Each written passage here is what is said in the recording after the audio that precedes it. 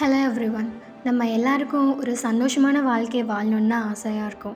யாரும் கஷ்டமான வாழ்க்கையை வாழணும்னு ஆசைப்படவே மாட்டோம். அந்த சந்தோஷம் நம்மக்கிட்ட தான் இருக்குன்னா நீங்கள் நம்புவீங்களா? கண்டிப்பாக அந்த சந்தோஷம் நம்மக்கிட்ட தான் இருக்குது. அதுதான் நம்மளோட ஆழ் மனசு.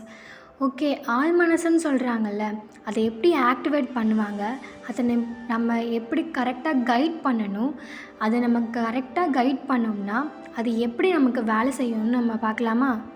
நீங்கள் உங்கள் ஆழ்மனதில் என்ன முத்திரை பதிக்கிறீர்களோ அதுவே வெளித்திரையில் நிபந்தனைகளாகவும் அனுபவமாகவும் நிகழ்வாகவும் வெளிப்படுகிறது. இதற்கான அர்த்தம் என்னென்னா, ஃபார் எக்ஸாம்பிளுக்கு நீங்கள் ஒரு மால் போகிறீங்கன்னு வச்சுக்கோங்க. அந்த மால் போகும்போது உங்களுக்கு என்ன பொருள் வேணுமோ அந்த பொருளை வாங்குறதுக்காக நீங்கள் மாலுக்கு போகிறீங்க.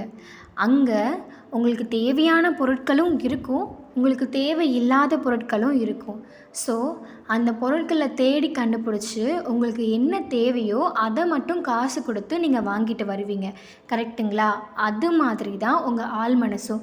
உங்கள் ஆழ் மனசுக்குள்ளே தேவையான சிந்தனைகளும் இருக்கும், தேவையில்லாத சிந்தனைகளும் இருக்கும். அதில் உங்களுக்கு எந்த சிந்தனைகள் வேணும் அப்படிங்கிறத இப்போ மாலில் காசு கொடுத்து வாங்குனீங்கல்ல, இங்கே உங்கள் ஆழ் மனசுக்கிட்ட நம்பிக்கை அப்படிங்கிற ஒரு பணத்தை கொடுத்து தான் நீங்கள் வாங்கணும்.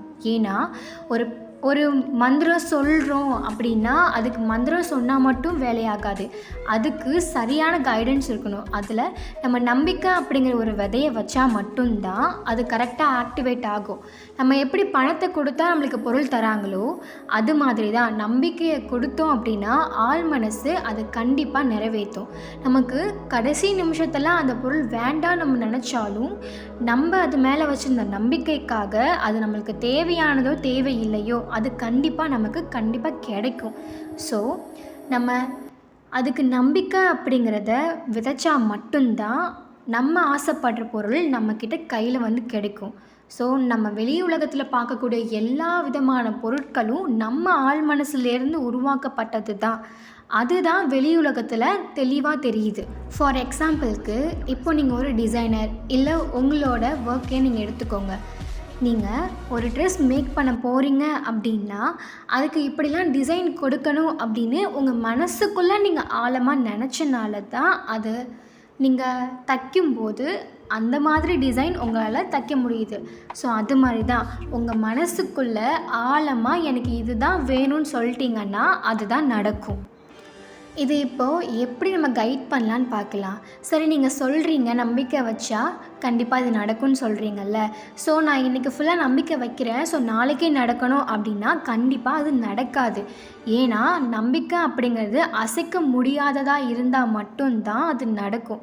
இல்லை எனக்கு இன்றைக்கி வேணும் நாளைக்கு எனக்கு வேணாம் அப்படின்னா கண்டிப்பாக அது நடக்கவே நடக்காது.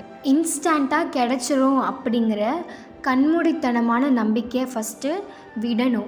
ஏன்னா எதுவுமே இன்ஸ்டண்ட்டாக கிடைக்கவே கிடைக்காது. அப்படியே கிடைச்சாலும் அது நிலைக்காது. ஒரு மரம் வளர்கிறதுக்கு எவ்வளோ டைம் எடுத்துக்குமோ அது மாதிரி தான் நம்மளோட நம்பிக்கையும். ஃபார் எக்ஸாம்பிளுக்கு நீங்கள் ஒரு பர்சன் கூட பழகுறீங்கன்னு வச்சுக்கோங்க. அவங்கள பார்த்த உடனே உங்களுக்கு அவங்க மேலே நம்பிக்கை வந்துடுமா? கண்டிப்பாக வராது. அவங்கக்கிட்ட பேசி பழகி அதுக்கப்புறம் தான் அவங்க மேலே நம்பிக்கை வரும். அது மாதிரி தான் நம்ம ஆழ் மனசுக்கிட்ட சொன்ன உடனே அது நம்பிக்கை வராது. ஏன்னா நம்ம நிறைய பேசுகிறோம், நிறைய கேட்குறோம், அதுலேயும் மோஸ்ட்டாக நெகட்டிவ் மட்டும்தான் கேட்குறோம்.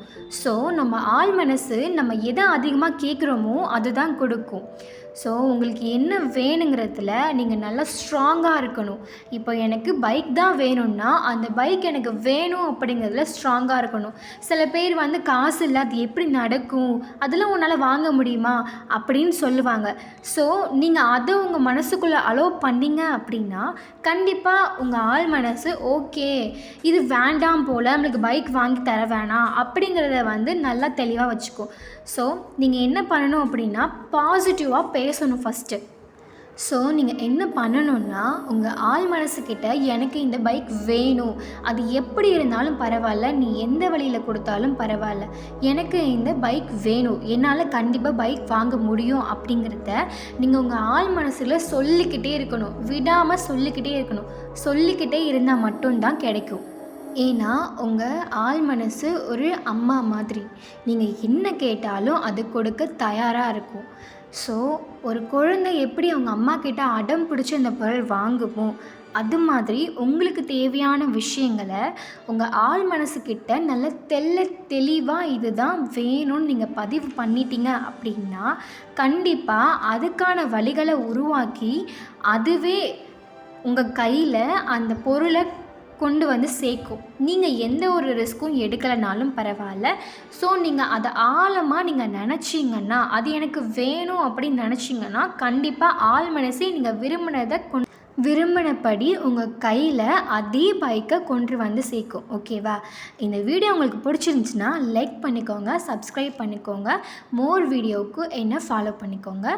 தென் உங்களுக்கு ஏதாச்சும் டவுட் இருந்தால் என்கிட்ட கேளுங்க, நான் அதை கிளாரிஃபை பண்ணுறேன். ஓகேவா?